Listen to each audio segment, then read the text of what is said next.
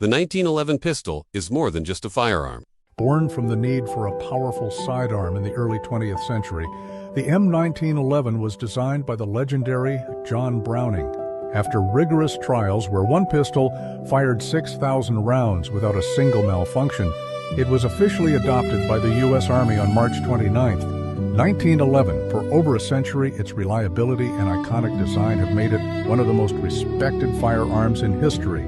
It is a mechanical system that has survived over a century of technological change, wars, redesigns, and modern alternatives. Yet it continues to remain relevant. What makes the 1911 so fascinating is not only its history, but the way its internal parts work together in a precise and almost rhythmic sequence. Every movement inside the pistol happens for a reason, and every component exists to solve a specific mechanical problem. When viewed as a machine rather than simply a weapon, the 1911 becomes a study in timing, balance, and controlled motion.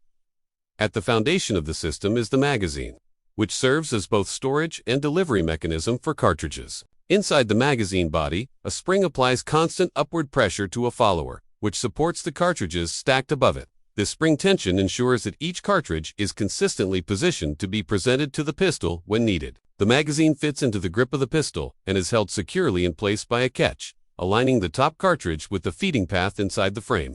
Although the magazine appears simple, its reliability is critical. If cartridges are not presented at the correct angle or with consistent force, the entire operating cycle can be disrupted. Once the magazine is seated and the slide is drawn rearward, a chain reaction begins. As the slide moves back, it compresses the recoil spring, storing energy that will later be used to return the slide forward. At the same time, the hammer is rotated backward and placed under spring tension. This dual action, compressing one spring while cocking another, illustrates one of the defining characteristics of the 1911 design: efficiency through shared motion. No movement inside the pistol is wasted. Each action contributes to multiple outcomes, reducing unnecessary complexity. As the slide returns forward under spring pressure, its lower edge makes contact with the top cartridge in the magazine. The cartridge is guided upward and forward along a carefully shaped feed path, entering the chamber smoothly. This motion is controlled and deliberate, relying on precise geometry rather than brute force. The design of the feed ramp, magazine, lips, and breech face all work together to ensure the cartridge transitions cleanly from magazine to chamber. This attention to detail is one reason the 1911 remains respected among engineers and enthusiasts alike. Once the cartridge is fully chambered, the barrel begins its locking movement. Unlike pistols with fixed barrels, the 1911 uses a tilting barrel system. As the slide completes its forward motion, it pushes the barrel slightly forward and upward. This movement is guided by a barrel link, which pivots the rear of the barrel into position. As the barrel rises, locking lugs on its upper surface engage matching recesses inside the slide. This mechanical lock joins the barrel and slide together into a single rigid unit, capable of containing the high pressures generated during firing. With the barrel locked and the hammer cocked, the pistol is mechanically prepared for the next phase of operation. At this point, multiple safety systems are active simultaneously.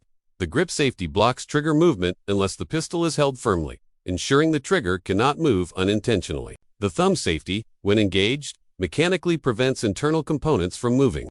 These safeties are not electronic or passive.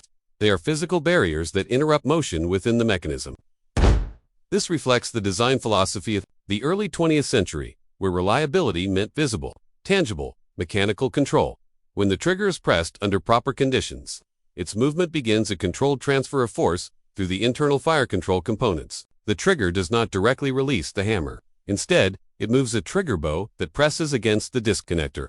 The disconnector acts as a gatekeeper, ensuring the pistol can only fire when the slide is fully in position.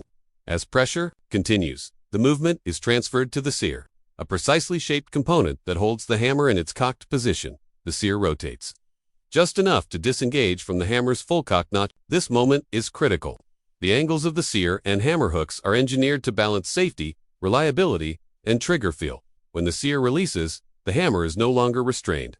Energy stored in the main spring is released, driving the hammer forward in a controlled arc. The hammer strikes the firing pin, which moves through its channel and impacts the cartridge primer. Ignition occurs instantly. The primor sparks the powder charge, creating rapidly expanding gases. These gases push the projectile forward through the barrel while simultaneously generating rearward force against the locked barrel The and sear slide. spring presses against the For a sear, brief which bears moment, against the hammer. The barrel and The sear slide first passes the remain half-cock locked notch, together, which acts as a moving failsafe in the unlikely rearward event of the as a full-cock notch single failing. unit. This It then delay engages the allows full-cock pressure notch, to holding drop it in the to cocked safe position. levels before the system unlocks. A crucial aspect of the short trick wheel design. As rearward motion continues, the barrel begins to unlock. The barrel link pulls the rear of the barrel downward, disengaging the locking lugs from the slide. Once unlocked, the barrel stops moving, while the slide continues rearward on its own. This separation of motion is what allows The disconnector prevents the sear from releasing the hammer while the trigger is squeezed. The sear spring pushes the disconnector into its upward position when releasing the trigger.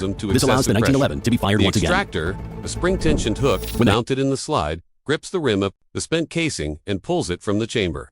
As the slide continues backward, the casing contacts the ejector, a fixed projection mounted in the frame. This contact pivots the casing outward through the ejection port. The timing of this interaction is precise. Too early or too late, an ejection would be unreliable. Instead, the casing exits cleanly as the slide reaches the rear of its travel. During Hammer is cocked. this The thumb rearward safety can be motion, engaged, preventing multiple rearward movement things of the happen slide. simultaneously. On the inside recoil portion of the thumb spring safety is a compressed stud. again, The stud storing prevents sear and hammer energy movement for if the trigger is return pulled. stroke. The hammer is pushed back into Once its the final cocked round of ammunition position, has been fired, the compressing magazine follower main pushes up spring on the slide once stop, more. locking the slide The open. sear resets under spring pressure, passing over the half-cock notch before settling into the full-cock notch. The half-cock notch acts as a mechanical safety net, designed to catch the hammer in the unlikely event of a failure elsewhere in the system. As long as the trigger remains pressed, the disconnector holds the sear in a disengaged state, preventing the hammer from falling again. This ensures the pistol fires only once per trigger press. When the trigger is released, the disconnector resets upward, allowing the sear to engage properly. This reset is tactile and audible, a characteristic many shooters associate with the 1911's distinctive trigger feel. Once the slide reaches the end of its rearward travel, the stored energy in the recoil spring drives it forward again. If cartridges remain in the magazine, the cycle repeats seamlessly. Each repetition follows the same sequence, governed by spring forces, mechanical geometry, and precise timing. There is no computer, no sensor, and no external control system in Lee metal. Parts interacting through physics and engineering. When the magazine is empty, the system behaves differently. The magazine follower rises to its highest position and presses against the slide stop. As the slide moves rearward after the final cycle, the slide stop engages a notch in the slide, locking it open. This open position provides a clear visual and mechanical indication that the pistol has no remaining cartridges. It is a simple yet effective feature. Designed long before modern indicators or electronics existed, the thumb safety adds another layer of control. When engaged with the hammer cocked, it physically blocks movement of the sear and prevents the slide from moving. Internally, a small stud on the safety lever interferes with the sear's ability to rotate. This means that even if the trigger is pressed, the hammer cannot be released. This design allows the pistol to be carried in a ready state while maintaining mechanical security. What makes the 1911 remarkable is not any single feature, but how all of these elements work together. As a unified system, springs, levers, pins, and surfaces interact in a way that feels almost organic. Every sound, every movement, and every reset is the result of intentional design choices made over a century ago. Despite advances in materials and manufacturing, the core operating principles remain unchanged. The longevity of the 1911 is a testament to the effectiveness of its engineering. It was designed at a time when reliability was not optional and simplicity was essential. A pistol had to function in mud, dust, heat, and cold, with minimal maintenance and inconsistent ammunition.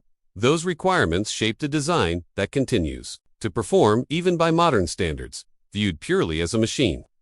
The 1911 is a lesson in mechanical problems. It demonstrates how energy can be stored, transferred, delayed, and released in a controlled manner. It shows how safety can be achieved through physical barriers rather than electronic systems.